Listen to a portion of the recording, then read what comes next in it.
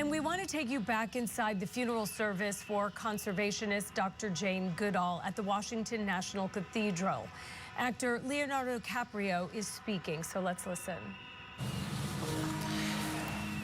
It's a privilege to stand here today honoring a person of such immense magnitude, an extraordinary woman who changed not only the world, but so many of us in it, my good friend Jane Goodall. I want to thank Susanna and her entire team who has done so much to carry on Jane's legacy. Her tireless compassion and support over more than 20 years has reflected the very best of Jane herself. When most of us think about environmental issues, we tend to dwell on destruction and loss. And I'll admit it's something I've always struggled with myself, but Jane led with hope, always. She never lingered in despair. She focused on what could be done. She reminded us that change begins with compassion and that our humanity is our greatest tool. Yes, she could be clear-eyed, even blunt about the greed and relentless consumption of our species.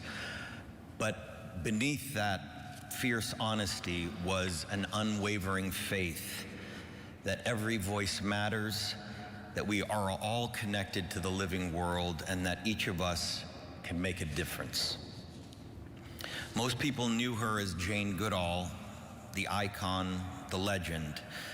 But the Jane I was fortunate enough to get to know was gentle, curious, funny, witty, and absolutely unstoppable. She could light up a room with her stories and somehow inspire everyone she met to believe that they individually could do better.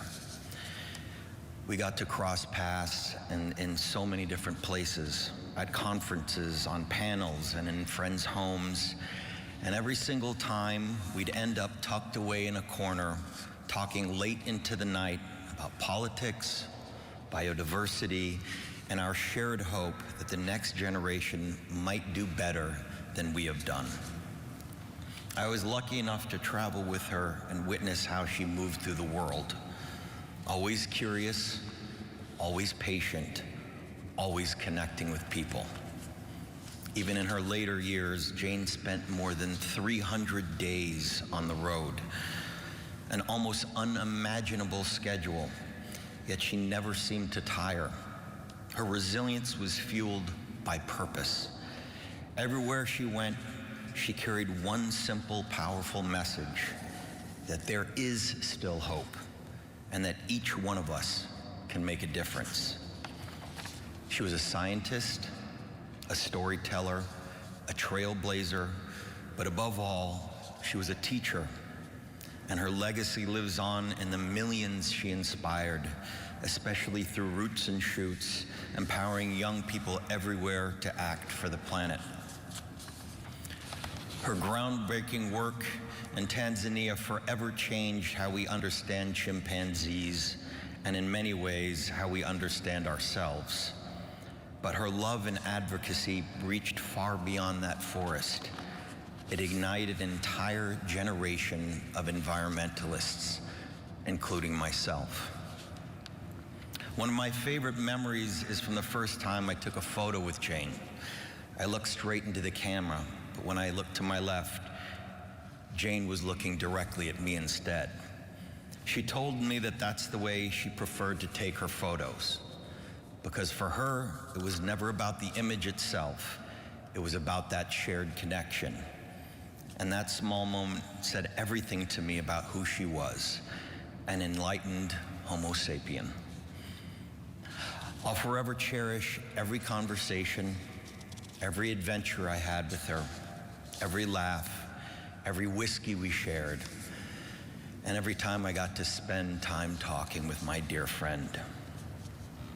May we all honor her by carrying forward that same fierce belief that we can do better, that we must do better, and that we have a responsibility to protect this beautiful natural world we all share.